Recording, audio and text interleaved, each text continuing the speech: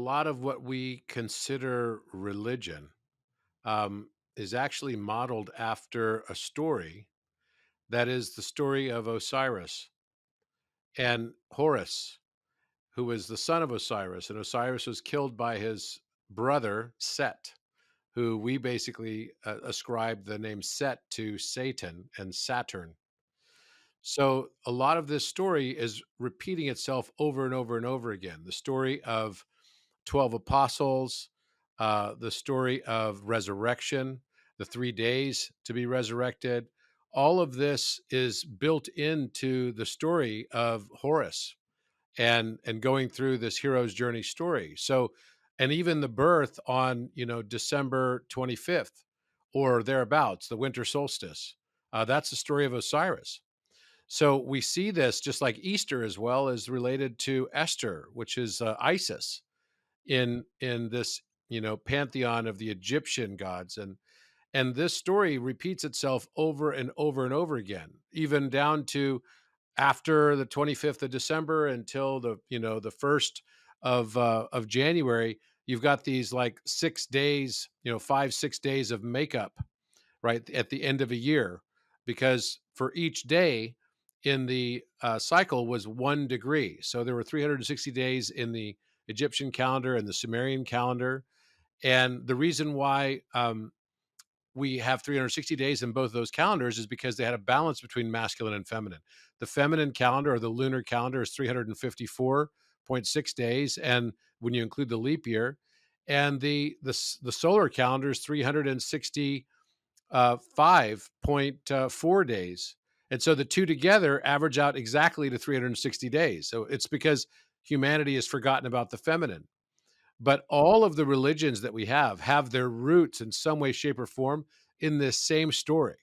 And you could go all the way back to Mithra, to Krishna, and Buddha. The same reverberations of this story show up over and over and over again throughout human history.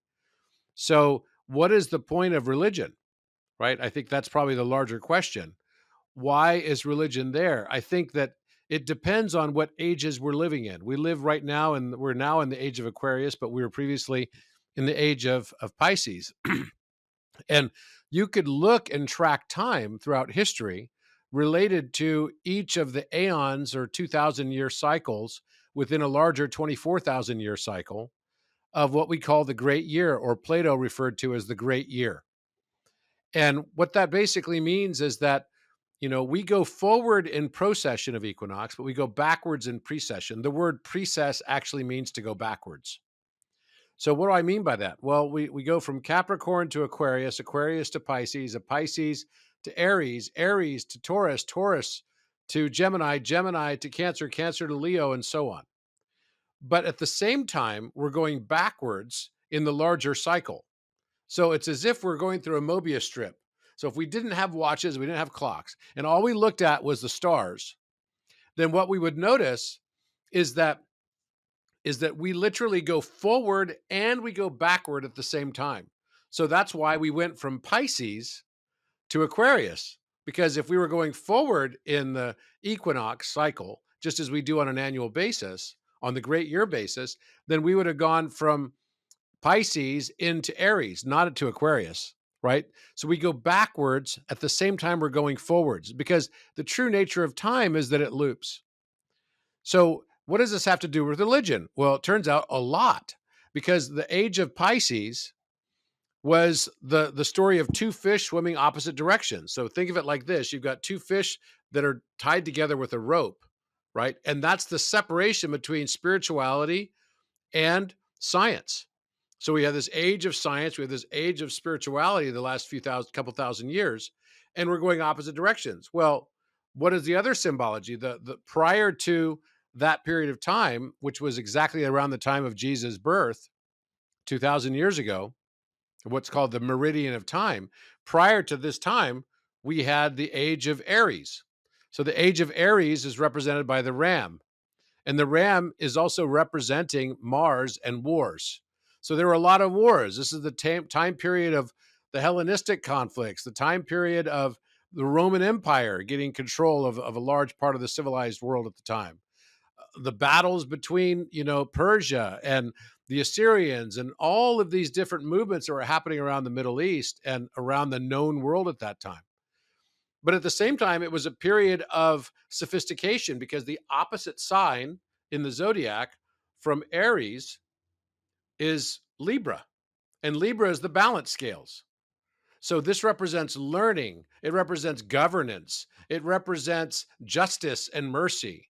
It represents all these different factors that also started finding their roots in the city states of Greece, like Athens, all the way to the Senate formation and the representative democracies and the republic that basically was, formed out of the Roman Empire.